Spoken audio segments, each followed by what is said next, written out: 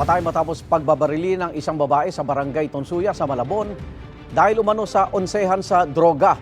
Naaresto ng isa sa dalawang suspect na itinanggi ang paratang. Laging una ka sa balita ni Bea Pinlac, exclusive.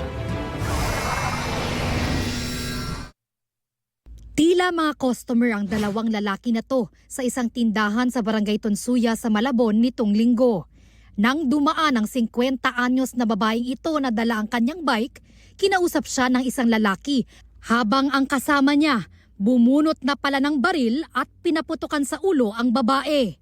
Naglabas din ng baril ang isa pang lalaki at pinagbabaril pa ang babae bago naglakad paalis. Yung biktima po natin ay pauwi na po sa kanilang bahay. Mukhang inabangan na siya doon kasi tinawag siya eh. Ang isa sa mga gunman bumalik pa matapos ang pamamaril at kinuhanan ng litrato ang biktimang nakahandusay sa kalsada at wala ng buhay.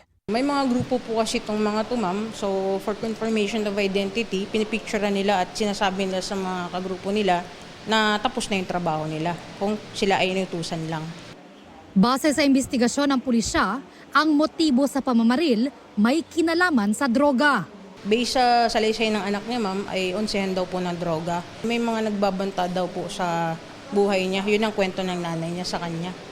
2 beses na raw nakulong dati ang biktima dahil sa pagkakasangkot niya umano sa iligal na droga.